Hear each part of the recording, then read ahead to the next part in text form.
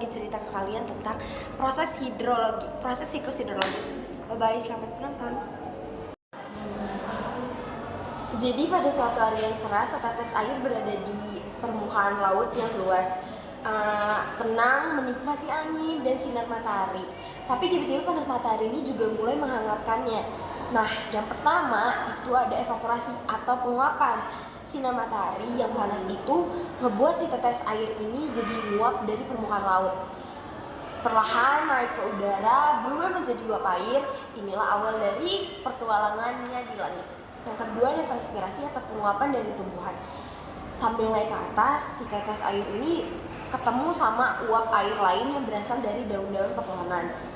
Mereka berasal dari proses transpirasi, di mana tumbuhan melepaskan uap air ke atmosfer. Mereka pun naik bersama-sama ke langit. Yang ketiga ada evapotranspirasi. Itu adalah gabungan antara evaporasi dari transpirasi, disebutnya itu evapotranspirasi. Semua uap air dari tanah, air dan tumbuhan berkumpul membentuk awan di langit.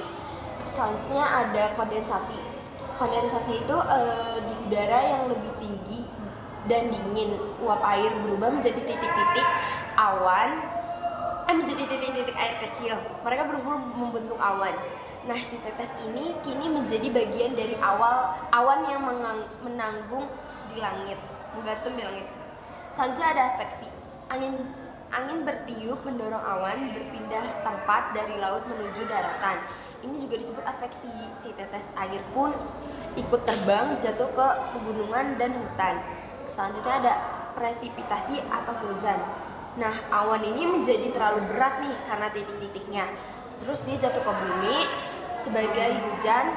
Si tetes air pun jatuh dari langit, kembali menyentuh bumi. Ia bisa menjadi hujan, salju, atau bahkan hujan es. Dia ini tergantung suhu tempat di mana dia jatuhnya. Selanjutnya ada infiltrasi. Saat sampai ke tanah, si tetes air ini menyusup ke dalam tanah. Ini juga disebut infiltrasi. Ia meresap ke dalam pori-pori tanah menuju lapisan air tanah atau air bawah tanah. Nah, selanjutnya ada perkolasi.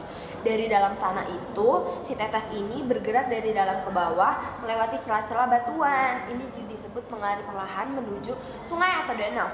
Selanjutnya yang terakhir ini adalah runoff atau aliran permukaan.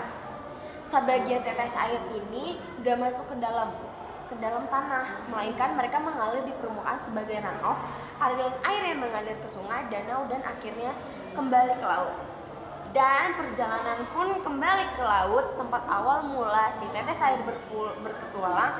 Di sana dia akan kembali diluapkan oleh matahari dan memulai siklus hidrologi dari awal lagi. Segitu